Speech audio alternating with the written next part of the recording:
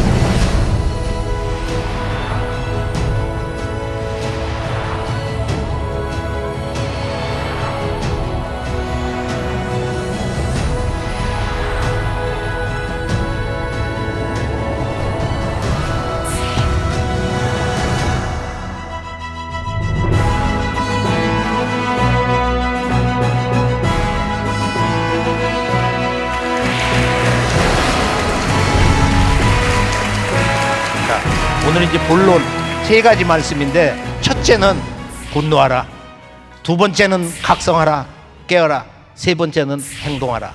그래서 첫 번째 본론은 이제 이 어둠 속에 빠져 있는 인류의 원형 문화.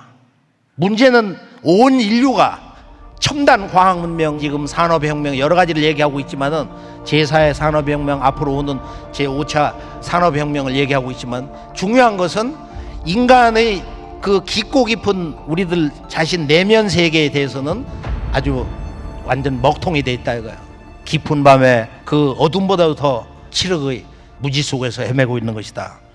인류 황금 시절의 창세 원형 문화, 이걸 아키타이퍼 컬처라고 그러는데요. 원형 문화, 이것은 100년, 1000년, 만년이 지나도 변치 않는 인류의 역사를 만드는, 모든 문화를 창조하는 그 원형적인 힘, 그 원형적인 체험, 삶의 체험, 자연에 대한 체험, 신에 대한 체험, 거기에 대한 어떤 이법적인 거. 그러니까 인도로 말하면 다르마야, 다르마. 우리가 인도에 사원을 댕겨보면은 여기에 있는 선생님들이 하는 소리야, 구루 뭐 이런 힌두 스승들이 하는 소리는, 다르마는 바로 우주의 법이다. 그게 일시에 한 세상의 법이 아니다 이거야. 영원히 통용되는 영원한 법이다. 이터널 다르마다 이거야. 이터널 다르마. 그래서 우리가 본론 서두에서는 한국과 인도는 동일한 식민지 지배, 침략의 역사, 고통을 당해왔다. 한국은 약 35년 식민지 역사 체험을 가지고 있는데, 인도는 이제 세포유 반란 평정하고서 거기서부터 이제 인도인의 항쟁이 시작된 걸로 보면 적게는 90년, 우리 그 전의 역사에서 그 유명한 전쟁이 있죠. 불란서하고 이제 그 7년 전쟁 끝내고 나서 이제 영국이 주권을 잡기 시작한 거. 하여간 그 200년의 전체적인 식민지 역사가 있는데, 인도는 동서에 강력한 제국이 한 번씩 와서 치고 빠지고, 그리고 이 인도 그 본토에 들어와서 주인 노릇하고, 우리가 뭐 잘 알고 있는, 지금 서양으로 보면은 페르시아 다리우스 1세가 들어왔지, 알렉산더 대왕이 들어왔지. 그래서 그리스 문화가 들어와서 이 서북쪽 간나라 지역에서 바로 불교의 그 불상 문화의 어떤 기원이 생기기도 하고 그러는데, 그 후로 우리가 여기 역사적으로 보면은 이제 이 동방에 달을 신성시하는 그 월시족이 들어왔어요. 월지가 들어와서 쿠샨 왕조를 만들었단 말이야. 그 후로 이제 우리가 중동에 있는 이슬람, 또 동방에 있는 몽골 제국의 그런 후예들이 와서 무굴 제국을 만들어 가지고 나중에 19세기까지 이제 지배를 하고 그랬는데, 이 동서에 크고 작은 이 제국, 각 족속들이 들어와서 이주하고 침략해 들어오면서, 적게는 북쪽의 아리안인 남부의 드라비다가 한 1,000년 서로 이렇게 융합을 하면서 이 놀라운 신의 게이시서 문화, 베다 문화를 이렇게 만들었다. 제가 어제 이제 태양 신전을 마지막 답사하면서 젠나이로 넘어왔는데, 영국이 파괴한 태양 신전, 그건 가보면 아주 지구촌에 아주 최상의 그 걸작품 신전인데, 한 벽을 다 깎아가지고 도려내버렸어. 알맹이들을 도려간 게 그대로 있어. 가보면은 그 상처가.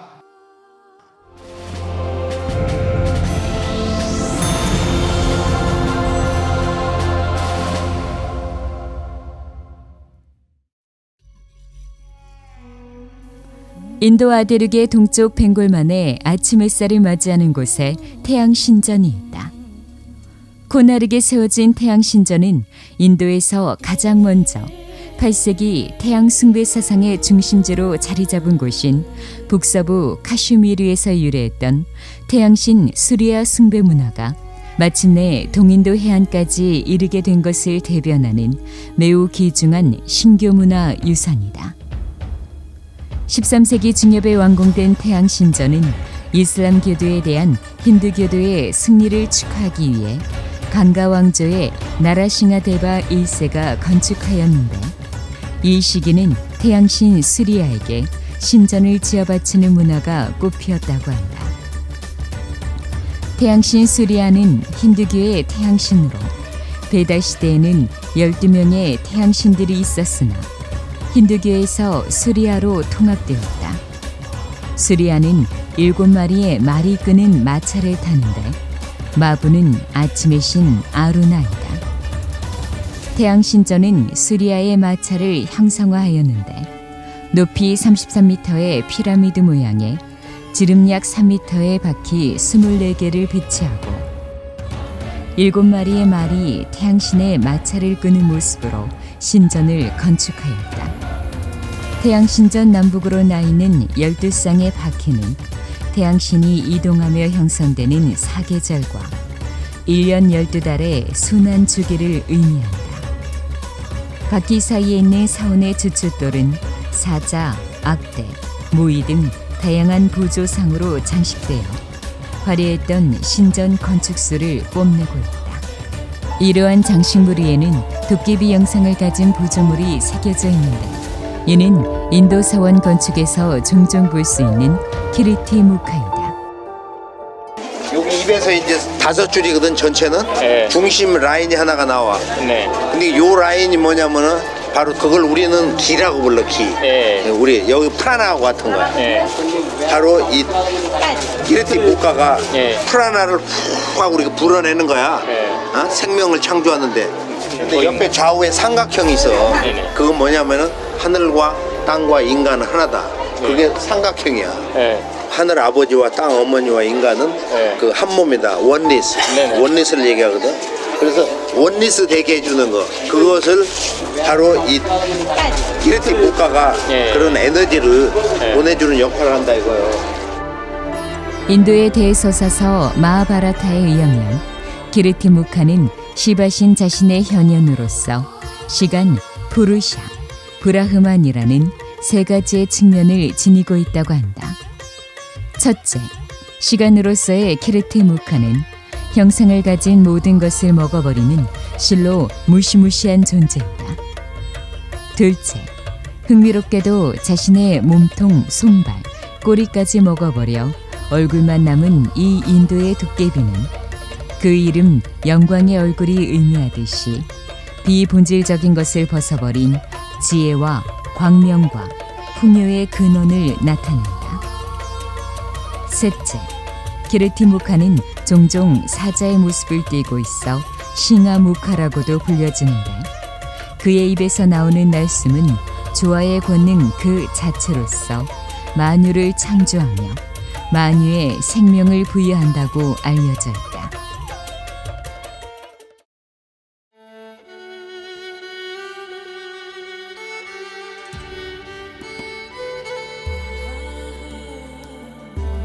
인도 아대륙 동쪽에 자리한 광명과 도깨비 문화의 보고 태양신전. 동인도의 중세기 힌두교 사원 건축에 전형을 보이고 있는 태양신전은 1984년 유네스코 세계문화유산으로 지정되었다. 그리고 영국이 인도를 파괴할 때 보면은 이런 그 지금 다신 문화를 갖다가 이렇게 우습게 알고 그것도 미개하다 이거예요. 그놈들은 앉을 때도 그 총독이 있고 인도인들 여기 이제 그 정치인들 누구 있으면 같은 자리에 평저로 같이 앉질 않아. 영국은 영국이고 인도는 인도다 해가지고 지들이 높다 이거예요. 그렇게 그 영국의 통치자들이 아주 그 우월 의식이 꽉 차가지고서 말이야. 영국이 인도를 파괴할 때 여기 보면 샤시 타루라고 제가 공항에서 내려가지고 서점에서 이렇게 샀는데 Why I am Hindu? 나는 왜 힌두냐? 이 양반이 장관도 2번 하고 우리나라에 아주 놀라운 그 책도 여러 권 썼어요. 암흑의 시대라고 하는 바로 On Year of Darkness. 이게 책이 우리나라 번역도 됐는데 여기서 이 양반이 그래.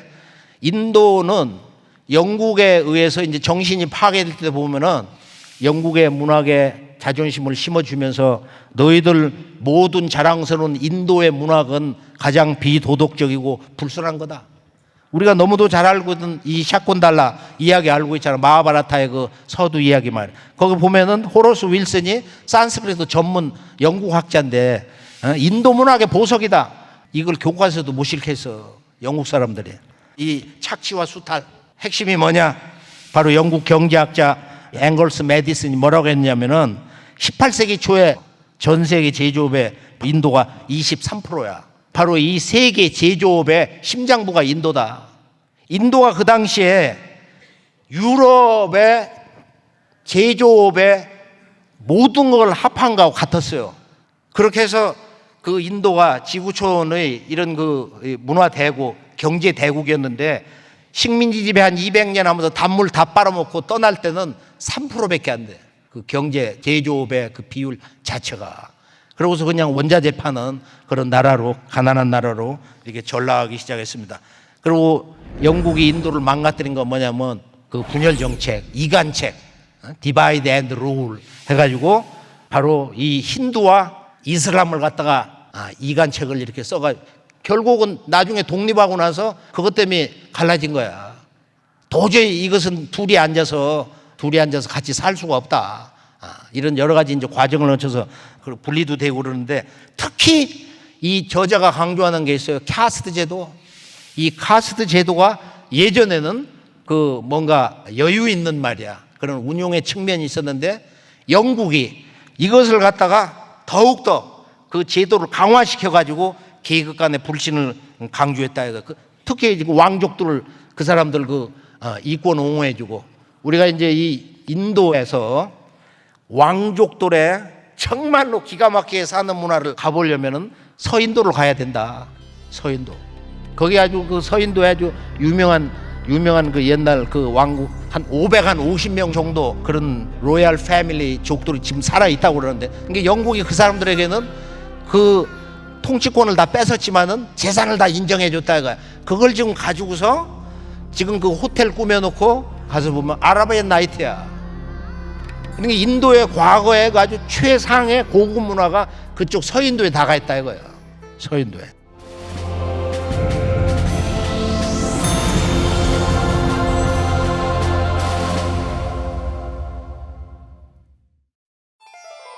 15세기에서 16세기 유럽의 배들이 세계 곳곳에 출몰하기 시작했다.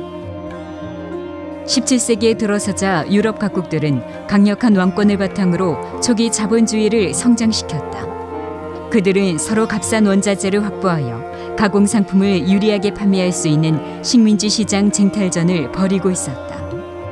영국은 가장 먼저 동인도 회사를 설립하였으며 아라비아의 연안에 수라트를 시작으로 인도 아대륙의 주요 해안 거점 도시에 상관을 설치하고 요새를 구축했다. 18세기가 되자 영국에서 국내외 면직물 수요가 늘어나면서 동인도 벵갈 지역이 주목을 받았고 영국은 플라시와 북사르 전투에서 프랑스를 물리치고 인도 시장을 독점하면서 200여 년에 걸친 식민지 통치의 서막을 열었다. 이후 영국의 초대 총독 워렌 헤이스팅스는 경제력 확장에 주안점을 두었다. 그는 자신과 토우 세력들 간에는 상호 보호 조약을 맺어 평화를 유지함과 동시에 토우 세력들끼리는 전쟁을 유발하는 이른바 분할 통치 정책으로서 인도 식민 통치의 기조로 삼았다. 그런데 18세기까지 인도에는 하나의 민족의식이 형성되지 않았다. 영국은 아직 민족의식이 형성되지 않은 인도를 교묘히 이용하여 상호 간의 분열과 대립을 조장하며 민족 간, 계층 간, 종교 간 갈등의 불씨를 키워나갔다. 카스트 제도를 이용한 계층 분열이 대표적이다. 영국은 인도의 사상, 제도를 집대성한 만우법전에 나온 4개의 신분 계층에 주목하였고 이를 더욱더 강한 사회적 위계 질서로 만들어 계층 간의 반목을 조장하였다. 또 다른 분열 정책은 힌두교와 이슬람교의 종교 분열이다. 영국 침략 이전 무굴 제국은 이슬람교를 국교로 신봉하였으나 인도의 토착 종교인 힌두교를 포용하는 정책을 펼쳤다. 우리는 유네스코 세계문화유산인 엘로라 석굴 유적을 통해 불교, 힌두교, 자이나교 등의 여러 종교가 공존하며 하나의 사회를 구성했다는 것을 쉽게 확인할 수 있다. 더불어 600년에서 1000년까지 고대 인도인들의 종교에 대한 생각과 관용의 정신도 함께 살펴볼 수 있다. 그러나 영국의 인도 식민 통치는 나날이 치밀하고 교묘해져 갔다. 바로 힌두교와 이슬람교 사이의 분열을 유도하는 일관책을 사용하여 당시 지배층이었던 이슬람교도의 토지와 재산은 몰수하면서 비지배층이었던 힌두교도에게는 친근감을 드러내는 등의 방식이었다. 이렇게 뿌려진 분열의 씨앗은 결국 인도 아대륙이 인도와 파키스탄으로 분단되어 지금까지도 종교 공동체끼리의 갈등과 폭력, 학살과 테러가 자행되는 비극을 낳고 있다. 영국의 인도 분할 통치 핵심은 인도인들이 자신들의 문화와 역사를 비하하고 서양의 문명을 추종하게 하는 데 있었다.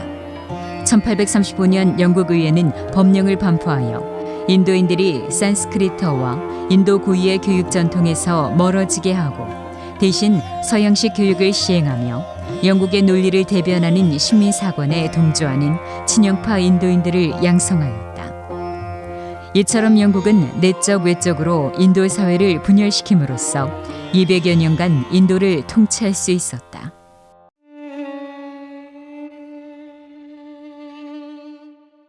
영국은 19세기 산업혁명을 통해 일어난 증기기관과 철도 건설 바람을 인도 아대륙으로 옮겼다. 효율적인 자원 수탈을 위해 영국은 1870년 인도의 동쪽 캘커타에서 서쪽 봄베이를 잇는 철도를 개통하였다. 내륙의 농업지역도 그물망처럼 철도로 연결되며 인도 아대륙 전체가 영국의 온전한 식민지로 전락하고 말았다. 영국이 동인도 회사와 철도 건설을 통해 착취한 인도의 인적 물적 자산은 상상을 초월했다. 인도의 전 국회의원이자 유엔 사무차장을 역임한 샤시 타루르는 영국이 지배하던 시기를 암흑의 시대로 보았다. 18세기 초 인도는 세계 최대 경제로서 세계 GDP의 23%를 차지하고 유럽의 모든 나라의 GDP를 합친 것과 대등한 규모였으며 영국의 거의 10배에 달했다고 한다. 그러나 영국 식민 지배에서 독립할 무렵 인도의 전 세계 GDP 비중은 3%로 폭락하였다고 한다. 그 밖에 인도인의 삶에 대한 무관심으로 인한 기근 악화, 전염병 창궐, 공동체 집단 간의 폭동, 그리고 1857년 영국이 고용한 인도 병사들이 일으킨 세포의 항쟁과 1919년 암리차르 민간인 학살과 같은 대규모 사륙, 영국 제국주의의 잔혹한 식민 지배로 무려 약 3,500만 명의 인도 국민들이 죽어야 했다. 이에 대하여 미국의 역사학자 윌 듀런트는 인도에 대한 영국의 의도적이고 계획적인 착취는 역사상 유례가 없는 범죄였다고 하였다. 서구의 근대화 이론의 오류를 직시하고 인도 근대사를 정확히 한다면 영국의 식민 통치 유산으로 인해 인도가 얼마나 가난해지고 황폐해졌는지 절감할 수 있다. 그래서 우리가 이 문화 파괴에 대해서 인도의 그 지방 전국을 이렇게 돌면은 중앙 중심으로 해서 좀 개발이 현대적으로 잘 돼 있는 것이지, 인도는 정말로 옛날 식민지 시대의 그 고난의 역사에서 아직 전혀 이렇게 제대로 벗어나지 못하고 있다. 그 동일한 예가 바로 오늘 우리 한국의 역사 정신에서 찾아볼 수 있는 것입니다. 바로 이 서양 인도를 정신을 파괴한, 영국에 유학을 한 이 조시번의 5 인재가, 이걸 조시 오걸이라고 그러는데, 조시 오걸들이 영국에 가서 물론 한 6개월 만에 이제 이토히로 보면은 조시번 거기 이제 중대한 반란 사건이 일어나가지고 명치 유신의 그 주역으로 뛰는 그런 사건 때문에 이 사람들이 돌아오지만, 영국 유학을 계속하면서 여기서 영국을 배워가지고 작은 섬나라 영국이 전 세계를 지배하듯 바로 우리 일본도 이 전략을 배워가지고 우선 조선 침략하면서 만주를 침략하면서 중국 침략을 하면서 아시아를 다 들어먹는다 이거야. 세계 경략을 한다 이거야. 물론 동학혁명이 일어났어요. 인류 근현대 문명사의 출발점 동학혁명이 일어났어요. 1894년도에 조선왕조가 무능해가지고 바로 정치를 바르게 하고 가난한 백성들 세금도 좀 줄여주고 노비를 해방시키고 이런 정치 개혁을 해라, 개혁을 해라 그랬는데 감당을 못하니까 청나라에 원병을 청했어. 이 사람들이 들어와서 일본군이 따라 들어왔어. 그래가지고 그 인천 아래에 있는 여기서 1차 세계대전에 근원이 되는 사건이 벌어진 거예요. 청일전쟁이 터졌다 이거야. 전쟁이 터지고서 이제 일본이 이겼는데 고종 황제가 나가라. 안 나가거든. 그러고서 거기에 대해서 이 조선을 이제 밟기 위해서, 영원히 지배하기 위해서 그 첫 번째 장애물을 제거한 게 그 명성황후를 직무실 쳐들어가 가지고 거기서 잡아가지고 칼질을 해가지고 사지를 잘라가지고 시신을 그 뒤에 있는 그 유명한 산 시신을 불질렀단 말이야. 바로 그곳에서 당군 조선 환단곡에 나오는 그 산인데, 조선 왕조는 거기서 망한 거예요. 1894년 95년 을미사변, 갑오, 을미, 그 다음에 2년 뒤에 고종 황제가 나라를 바로 조선에서 대한제국으로 나라 이름을 바꾸고 황제 취임을 했어요. 황제 취임을 했다고. 그러고서 13년 뒤에 이제 조선 왕조가 패망당하고 일본의 식민지 지배에 들어갑니다. 여기에서 이제 첫 번째 정책이 뭐냐? 그 첫 번째 전략이 뭐냐? 조선인을 죽여라 이거야. 어떻게 죽이냐? 역사 정신, 문화 정신을 뿌리를 뽑는 거야. 그래서 여기 올라온 이 데라우치 마사다케가 첫 번째 한 게 뭐냐면은 불온소적을 색출한다. 군사작전 방불한 거야. 이걸 다 뒤져가지고서 20만 권, 51종 20만 권을 갖다 남산에서 불질러 버렸어요. 불질러 버렸어. 그러고 1916년부터 이제 20년 동안 걸쳐가지고 우리나라 역사를 쓴다는 거야. 35권 조선사 책을 썼는데 그게 뭐냐? 너희들 조상은 원래 뿌리가 없다. 네 조선 놈들은 뿌리가 없다 이거예요. 그래가지고 3대 총독이 와가지고 한 얘기 가지고 유명한 말이 있어. 이 조선에 대한 문화 통치를 하는데 뭐라고 얘기했냐면은 조선인으로 하여금 자기 역사와 전통을 알지 못하게 해라. 그 다음에 조상들의 그 악행 이런 걸 배우면서 자손들이 조상들을 전부 미워하고 말이야. 자기 조상들은 무능하다. 그 역사에 대해서 환멸을 갖게 된다. 이것이 한국인을 그 절반을 일본인으로 만드는 요책이다. 여기에 대해서 바로 미국의 극동문제 연구한 그 나다니엘 페퍼 기자가 이런 얘기를 했거든.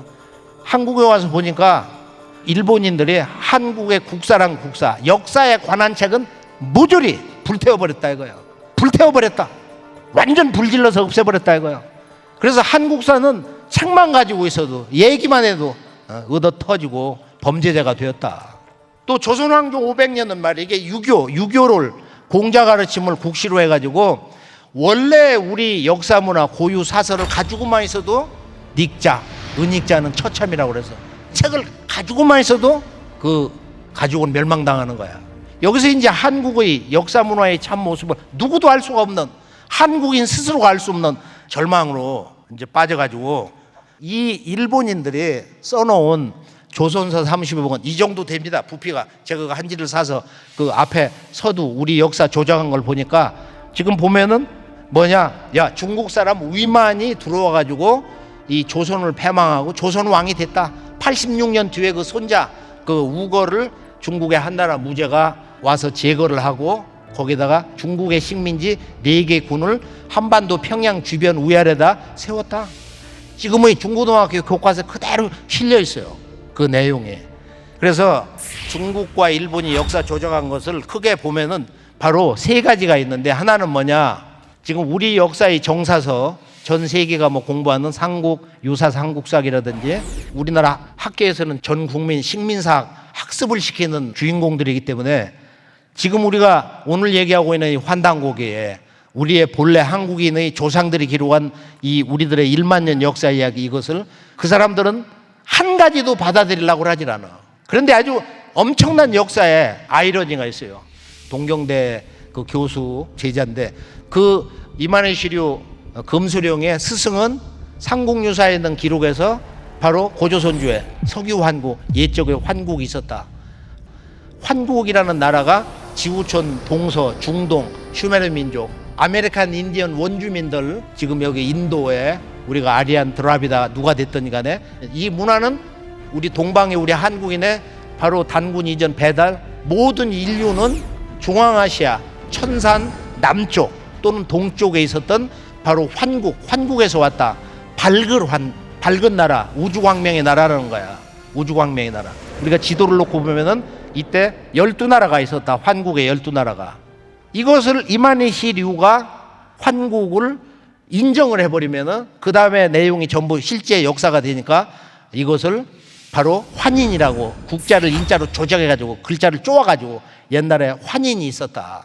우리나라 그 역사를 뿌리를 말살한 일본 역사학자 이만희 시류, 환인은 환국을 열은 최초의 이제 그 왕인데, 제왕인데, 그래서 이 환인이 이제 그 동방 개척을 떠나려고 하는 환웅에게 천부경과 인 3개를 줘가지고 종통을 줘가지고 백두산 쪽으로 와서 그 넓은 벌판 신시에 나라를 이렇게 세우고 그 나라가 배달이다. 제가 이제 인도 언어 산스크리트 문화에 이렇게 접근하다 보면 그 알파벳 그걸 데바나가리라고 그래. 데바나가리가 신시야. 얼마나 재밌어. 그 언어 속에 살아있는 문화에 이렇게 컨트라스팅 되는 게 있단 말이야. 이렇게 대비가 되고 음양 짝처럼 이렇게 잘 맞는 게 있어요. 데바나가리는 신의 도시야. 그건 천국의 마을이야. 자, 역사를 파괴한 주제 3가지가 뭐냐면은, 야, 한국의 그 역사 시작은 단군조선이다. 그러면은 그 조선에 대해서 써놓은 게서 사마천사학이에요. 지구촌에서 가장 아주 그 1, 2등을 다투는 역사서예요. 사마천사학 2200 한나라에 한무제 때의 사관인데, 조선 열전을 보면은 그게 나와야 되잖아요. 정확하게 거기 나와야 되는데 조선에 대한 기록을 한 그 내용은 보면 조선 인물은 아무도 없어. 단군도 아무도 없어. 그 첫 문장이 있는데 한번 이건 꼭 함께 읽어볼 만해요. 조선왕 만자는 고연이냐다. 이게 원본이야. 조선왕 위만이라는 자는 고연인, 옛날 연나라 사람이다. 그러니까 한국의 그 첫나라라고 하는 그 조선의 왕은 한국 사람이 아니고 바로 이웃의 중국의 연나라 장수. 자, 한번 읽어봐요. 조선왕 만자는 고연이냐라. 조선왕 위만이라는 자는 옛적에 이게 연나라 사람이다 이거예요. 본래 연나라 사람이다. 얼마나 무서운 얘기야? 그 근본이 본래 이 사람이 조선 사람이 아닌데 연나라 사람이 조선의 왕을 했다.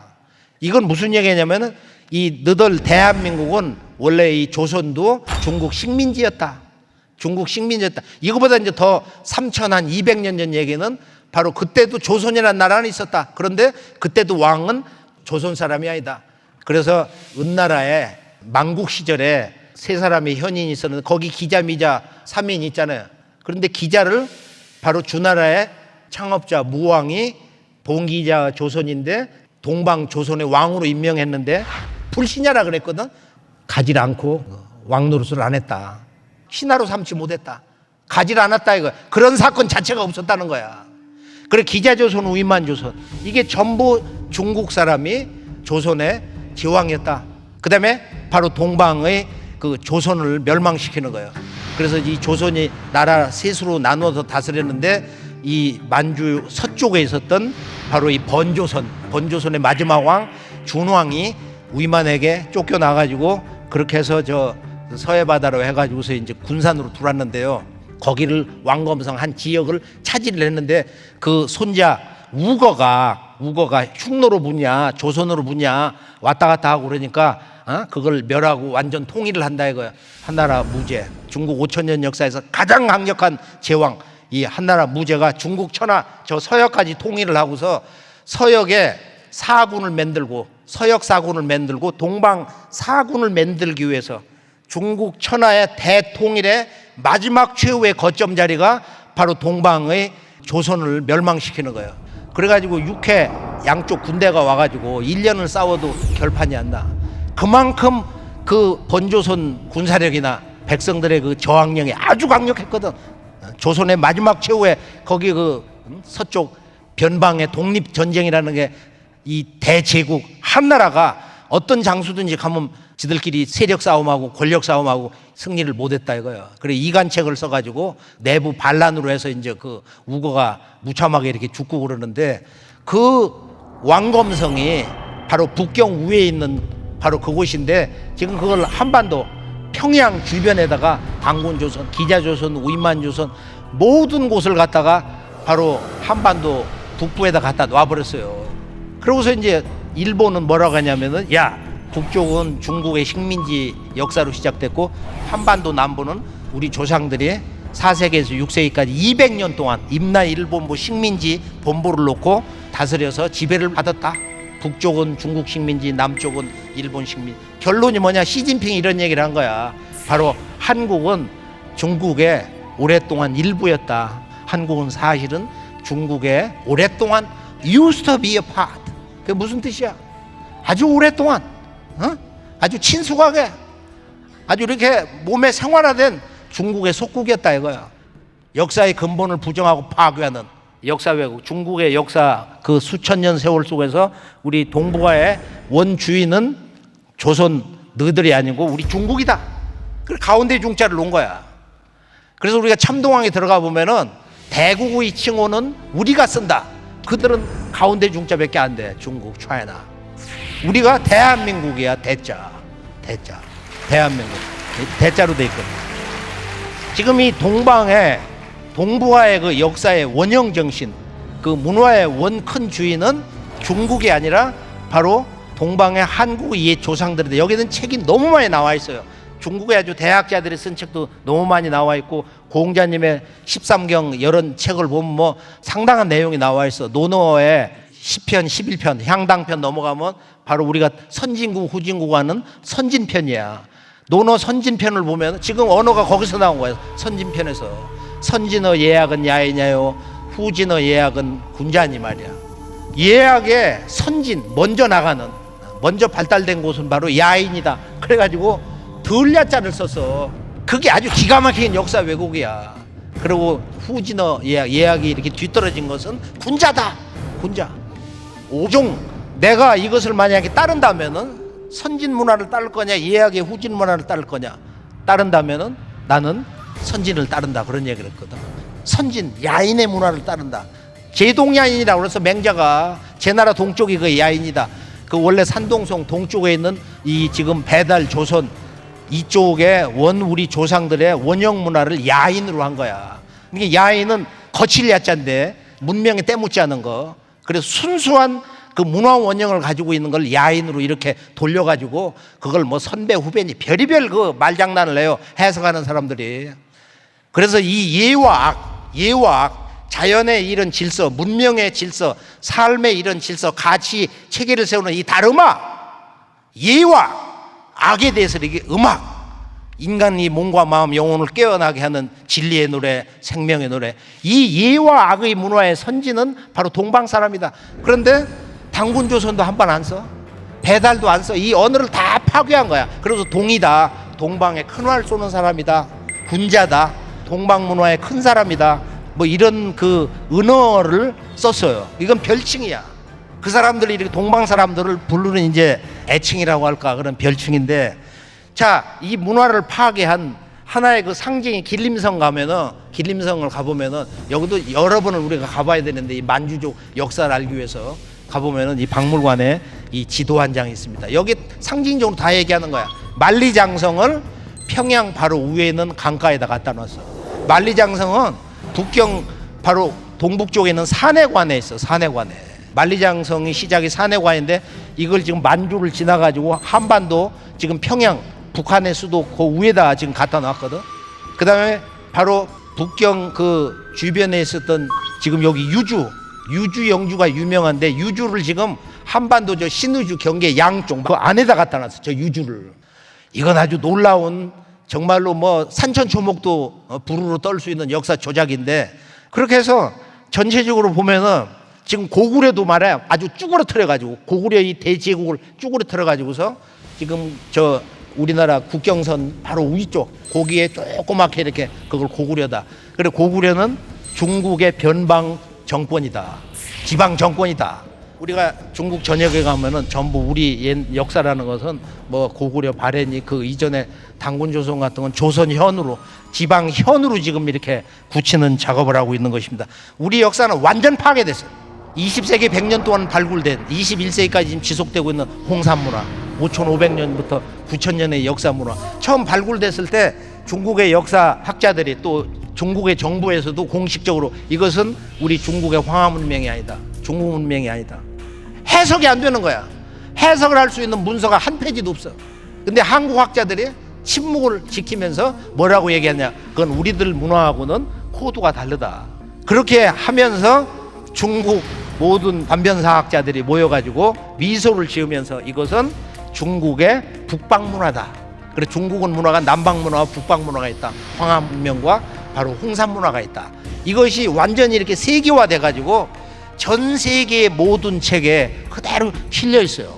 홍산문화는 한국의 역사 기록으로만 해석이 되는데 중국 문화가 전혀 아닌데, 만리장성 밖에 있는 그 원형 문화, 동북아의 원래 배달 6000년 전, 또 4300여 년 전에 이 당군조선 그 이후 역사 내용으로 일통맥으로 이렇게 전수되는데, 중국 문화하고는 그 문화 정신이 해석이 안 되는 게 아주 너무 많은데도 모든 것을 아주 싹 빗자루를 쓸어가지고 그 중국 문명화 해버렸습니다. 우리의 이제 원형 문화를 기록한 그 서책에서 보면은 오늘 한국, 대한민국을 줄여서 한국이다, 코리아다 그러는데, 코리아라는 말을 고구려, 2000년 전에 이제 고구려에서 가져오는데, 그 일반적인 원형은 이제 1000년 전에 고려의 원형은 고구려 이렇게 되거든요. 그런데 우리 한국은 이제 역사를 갖다가 이렇게 이제 일본 사람들이, 일본의 아주 유명한 그 학자가, 야, 너들 조선놈들 역사는 이런 백제 고구려 신라 가야가 AD 4세기 정도 가서 왕국으로서 토대가 잡혔기 때문에 너들 한국의 역사는 실제로는 한 1600년밖에 안 돼 이놈들아. 그래, 요걸 근거로 해가지고 캐나다의 그 유명한 교수가 말이야 뭐라고 얘기했느냐면은, 우리 한국은 바로 고려 때부터다, 한국의 역사는 1000년이다 이런 얘기를 했어요. 그리고 대형박물관, 유명한 전 세계 어디를 가도 보면 한국의 역사가 없어. 거기에 역사 계보도가 있는데 구석기 신석기 하고서 중국 식민지로 들어가. 이렇게 되니까 지금 대한민국의 젊은이들이 그냥 서양 과학기술이나 배우고 지식만 채우면 출세하는 줄 아는데, 전 세계 나가서 이렇게 살다 보니까 역사 문화 뿌리가 없거든. 그래서 미국의 하버드 대학 댕기는 한국에 아주 참 뛰어난 인재가 우수한 성적으로 아주 영어를 미국 사람보다 더 잘하고 말이야. 한국말 쓰지 말고 영어만 해라. 그렇게 했는가 봐. 대기업에 취직을 해서 면접을 봤어. 면접관이 하는 얘기야. 당신을 뽑으려고 하는 것은 우리가 한국과 계약을 트기 위해서인데 한국 문화 역사를 아는 사람을 우리는 필요하다. 한국 역사 문화를 얘기해봐라. 거기서 충격을 받아가지고 한마디 얘기를 못했어. 그래서 집에 가서 고민을 하고 그러고서 이제 우울증이 생겨가지고 나중에 자살했어요. 이게 유명한 교포사회의 일화야. 그래서 전 세계에 한국인 지금 나가서 사는 분들이 나름대로 성공했잖아. 다 기반을 잡았어. 대부분 기독교 문화야. 그분들이 나가서 이렇게 모였어. 예배를 보면서 향수를 달래면서 우리 교포들이 거기 가서 기반을 닦았거든. 그래서 신앙만 잘하면은 우리 한국인이 잘 뭉치고 모든 게 잘 될 줄 알았어. 10년, 20년, 30년 한 세대, 두 세대가 이렇게 지나고 나서 보니까 이상하게 분열이 되는 거야. 그 분열이 근본이 뭐냐 이거야. 자기들이 깨달았다는 거야. 뼈 아프게 너무도 늦게 깨달았다는 거야. 역사 문화를 잃어버렸구나. 우리 한국인의 이 분열 의식을 이것을 치유하는 것은 오직 한 가지다. 잃어버린 우리 역사 문화를 공부해야 된다. 그래가지고 지금 전 세계 한인 사회, 또 한쪽에서는 열린 기독교인들이 또 거기에 있는 그 한국말 하는 교사 선생님들이 우리 언어를 바로 우리의 역사 문화와 함께 배워야 된다. 언어만 배워서는 안 된다. 바로 이런 각성이 지금 뜨겁게 일어나고 있는 것입니다.